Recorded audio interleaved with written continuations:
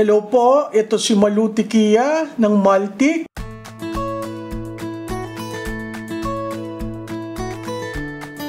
Ano ba ang executive privilege? Naku, yung executive privilege niya yan, nakita natin dun sa hearing ng Senate Foreign Relations Committee ni Senator Amy Marcos. No?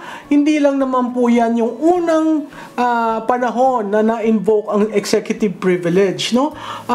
Ang executive privilege po ay para protektahan ang sensitive data at para hindi ma-reveal yung mga confidential katulad ng pinag-usapan ng kabinete sa Pangulo o mga dokumentong napakahalaga pero dahil may national security implication. Saan ba po nagmula ang executive privilege? Yan po ay nagmula sa EO 464 series of 2005 nung panahon po ni dating Pangulong Gloria Macapagal Arroyo.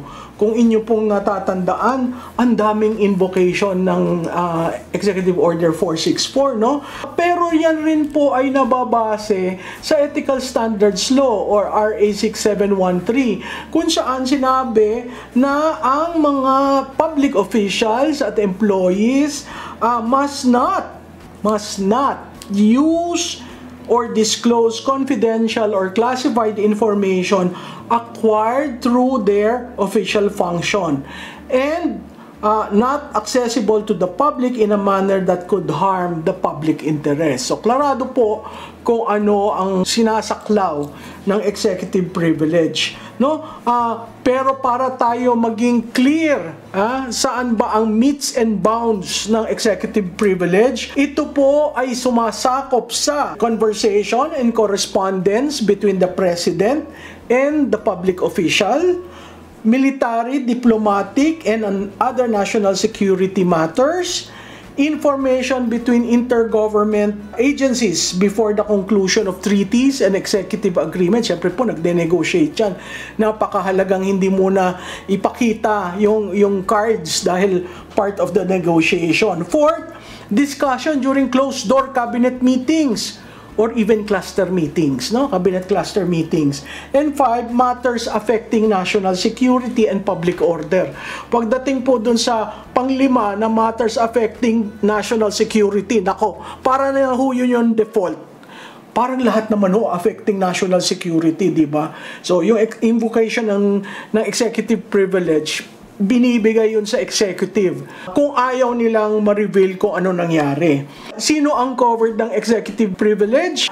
Per EO 464, senior officials, generals and flag officers, PNP officers with the rank of chief superintendent or higher, senior national security officials, and such other officers as may be determined by the President. O, yung panglima na naman ho, catch all.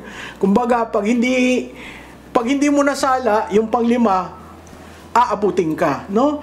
Ilang beses na ho na-invoke ang Executive Order 464. Nung Arroyo administration, 2 beses, yung Senate versus Ermita, noong sinabi ni E.S. Ermita na kailangan mag-secure kayo ng approval ng Presidente bago kayo umapir sa Senado.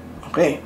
Pangalawa, yung Neri versus Senate Committee noong 2008, kung saan sinabi ni Director General Romulo Neri, sa tingin ko ito yung NCT deal na sinabi na certain communications with the President is privileged.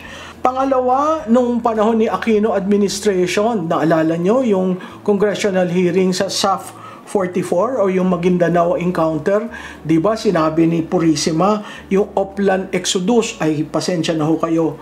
Hindi ko 'yan marireveal sa inyo. At in-invoke niya ang executive privilege. At nung Duterte administration, nung hearing sa Senado ng Pharmaly scandal, yun po yung napakataas ng presyo ng mga COVID medical supplies, kung saan hininto ni Presidente Duterte ang pag-attend ng cabinet officials sa Senate hearings on the Pharmaly scandal, no? Ano ba ang implication ng executive privilege? Diyan po natin, di ba naalala nyo, 3 branches. Executive implements, Congress enacts, the judiciary interprets. So, may clashes po yan. Ha? At dyan po pumapasok ang executive privilege. Ito po, ang implication po ng executive privilege pag in-invoke ng executive ay, syempre po yung oversight function ng Kongreso, medyo na-curtail, no? Pangalawa, potential shield against accountability kasi hindi mo naman alam kung anong talaga nangyari.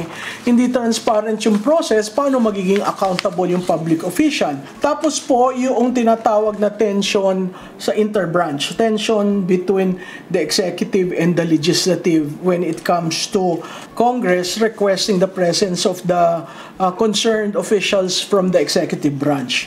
Pagdating naman po sa judicial review, pwedeng mag-intervene ang korte, pwedeng magbalanse ng interes ng Estado at ng hustisya, pwede ring precedent setting at protection ng due process. So pag nakita ninyo yung executive privilege na invocation ng ginawa during the Senate Foreign Relations Committee, yun hong makukulit ang isipan, nakita nyo na ho kung ano nangyari. Pinesent yung dokumento na pinirmahan ng Ambassador Lacanilao for and on behalf of the Philippines.